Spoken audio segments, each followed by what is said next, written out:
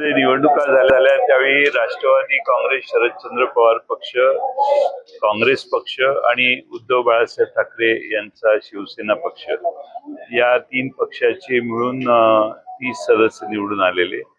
पण जिल्ह्यात निवडणूक होताना राष्ट्रवादी काँग्रेस पक्ष व अजित पवार पक्ष,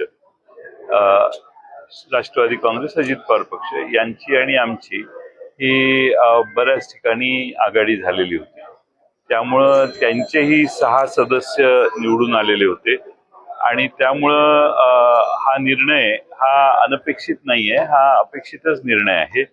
मी या निमित्ताने या जिल्ह्यात आमचे खासदार विशाल पाटील, माजी मंत्री माननीय विश्वजित कदम साहेब, त्याचबरोबर आमचे तासगावचे नेते सुरेश पाटील, त्याचबरोबर माननीय राष्ट्रवादी अजित पवार पक्षाचे नेते माननीय शिवाजीराव नाईक साहेब, अजितराव घोरपडे साहेब, विलासराव जगतापजी, त्याचबरोबर विक्रम सावंत आणि राजेंद्र देशमुख या सगळ्यांनी आम्हाला, आणि मानसिंगराव नाईक आणि मनोज शिंदे या सगळ्यांनी मिळून या निवडणुकीत आम्हाला जे सहकार्य केलं त्यामुळं हा आमचा यशस्वी झालं. मी त्या सगळ्यांचे आभार मानतो. खास करून मी रोहित पाटील आमचे आमदार हे आज आले नाहीत, पण त्यांनी सर्व अधिकार आमचे माननीय सुरेश पाटील भाऊ यांना दिलेले होते.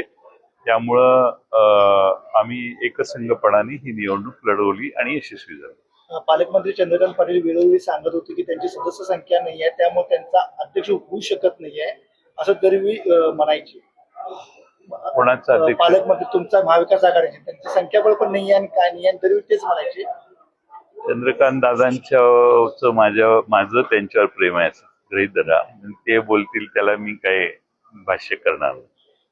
तरी अजितदादा पवार गटानं आपल्याला पाठिंबा दिला, पण 1-2 संजय काका असतील त्यांनी दिले, पण बाकीच्या सदस्यांनी आपल्याला पाठिंबा नाही. संजय काकांचे मी विशेष आभार मानेन, कारण काल संध्याकाळी आम्ही स्ट्रॅटेजी ठरवली आणि काका पलीकडच्या गोटात आम्ही जायच्या संदर्भात काही गोष्टी झाल्या, चर्चा झाली आणि त्याप्रमाणे त्यांनी तिकडे जाऊन तिकडच्या गोटातली माहिती देऊन आम्हाला जे मौलिक सहकार्य केलं ते विशेष वाखाणण्यासारखं आहे. त्यांना तिथं कट्टरता दाखवण्यासाठी काही गोष्टी कराव्या लागल्या ज्या आमच्या अंडरस्टँडिंगच्या होत्या, पण त्यांचेही मी आभार मानतो. आता मिरज पंचायत समिती आपण ताब्यात घेतलेला आहे, जिल्हा परिषद घेतलेला आहे. महाविकास आघाडीची एक प्रकारची यशाची नांदी आहे का या वर्षी? असं आहे की महाविकास आघाडीत अजित पवार यांची राष्ट्रवादी काँग्रेस पक्ष पण आहे आणि आज नाही आहे, अनेक वर्ष आम्ही सगळे एकत्रित काम करणारे कार्यकर्ते, इथं बसलेले कोणीही वेगळ्या विचाराचे नाहीत. अजित घोरपडे सरकार तिथं आहेत, सुरेश पाटील आहेत, RR आबांचं या ठिकाणी विशेष मी उल्लेख करेन की RR आबा असल्यापासून आमचं या जिल्ह्यात आम्ही इथं बसलेले सगळे, कदाचित कोणी इकडे तिकडे असेल पण इथं बसलेले सगळे यांचं या जिल्ह्यावर कायमचं प्रभुत्व होतं आहे. मला आनंद आहे की RR आबांच्या पश्चात पुन्हा एकदा या जिल्ह्यावर आमचं सगळ्यांचं मिळून प्रभुत्व आहे. मी कुठल्या एका पक्षाचं नाव यासाठी घेत नाही की आम्ही सगळे एकसंघपणाने काम करतो. सध्या राज्याचा प्रश्न आहे गॅस टंचाई. लोक रस्त्यावर उतरलेले आहेत, पण देवेंद्र फडणवीस सांगतात की गॅस टंचाई कुठेही नाही आहे, पण लोक मग रस्त्यावर कसे उतरले आणि गॅसचा तुटवडा एवढा कसा झाला? मला वाटतं की जिल्हा परिषदेची निवडणुकीत आमचे अध्यक्ष उपाध्यक्ष निवडून आलेले आहेत.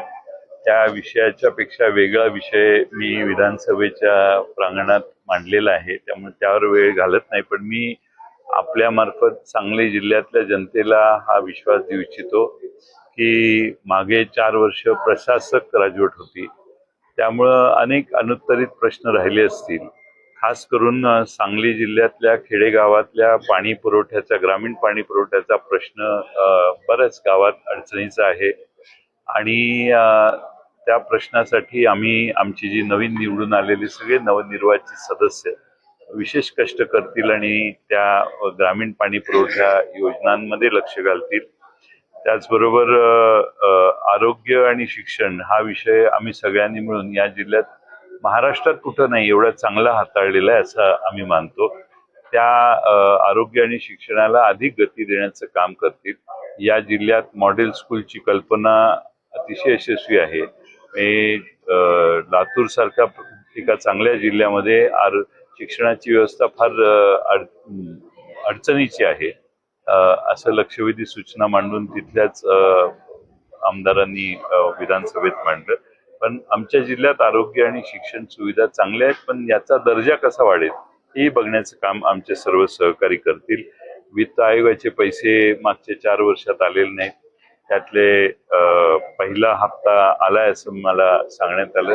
पुढचे हप्ते लवकर यावेत आणि या जिल्ह्याचा सर्वदूर असा अतिशय चांगल्या पद्धतीनं विकास व्हावा. प्रत्येक गावाला न्याय देण्यात यावा आणि गट तट पक्षविरोधी अशा भूमिका न करता पुन्हा एकदा स्वर्गीय वसंतराव दादा असतील, राजाराम बापू असतील किंवा आराराबा असतील, या सगळ्या जुन्या नेत्यांच्या काळात जे वातावरण या जिल्ह्यात चांगलं सौदार्याचं होतं, एकमेकावरच्या विश्वासाचं आणि प्रेमाचं होतं, तेच वातावरण या जिल्ह्यात निर्माण करण्याचा प्रयत्न आमचे सगळे सहकारी करतील. जलजीवन मिशनच्या कामामध्ये सुद्धा प्रचंड भ्रष्टाचार झाला असा आरोप होते. कामं सुद्धा बरेच ठिकाणी निकृष्ट झालेली आहेत. आज माझं मत आहे की पहिला दिवस आहे. मी भ्रष्टाचार किंवा निकृष्ट कामं याविषयी ज्यावेळी आढावा घेऊ त्यावेळी मी नक्की आम्ही सगळे बसून ज्यावेळी आढावा घेऊ त्यावेळी अनेक गोष्टींचा आढावा घेऊ आणि आमच्याकडे सगळे एक्सपर्ट आहेत. इथं नाईक साहेबांच्या सारखं एक्सपर्ट माणूस आमच्याकडे आहे. अनेक तिथून घोरपडे सरकार आहेत, रोहित पाटलांसारखा तरुण, विश्वजित कदमांसारखा तरुण आहे आणि आम्हाला काही दिल्लीला लागलं तर आमचे खासदार दिल्लीत निश्चितपणाने या सगळ्या गोष्टींना महापालिकेतही सत्ता स्थापनेचा प्रयत्न झाला होता, मात्र अजित पवार राष्ट्रवादी सोबत राहील नाही. ती सर भरून काढली का तुम्ही? नाही, महापालिकेचा विषय जो होता त्यावेळी संख्याबळ नसल्यामुळं उगाच नशीब आजमावायचं नाही असं सगळ्यांनी ठरवलं. पण इथं आमचं संख्याबळ चांगलं होतं आणि त्यामुळं या ठिकाणी आम्हाला यश आलं. आणि सांगली जिल्हा परिषद ही महाराष्ट्रातच नाही भारतात नावाजलेली नामांकित असणारी संस्था आहे आणि तिथं जी फोटो वगैरे लावलेले आहेत, शिवाजीराव नाईक साहेबांनी राजीव गांधी असताना 1 नंबरचं बक्षीस मिळवलेलं होतं. त्यामुळे तीच परंपरा पुढे चालू ठेवण्याचं काम आम्ही करू. संख्याबळ कमी करण्याचा अनेक प्रयत्न केले गेले.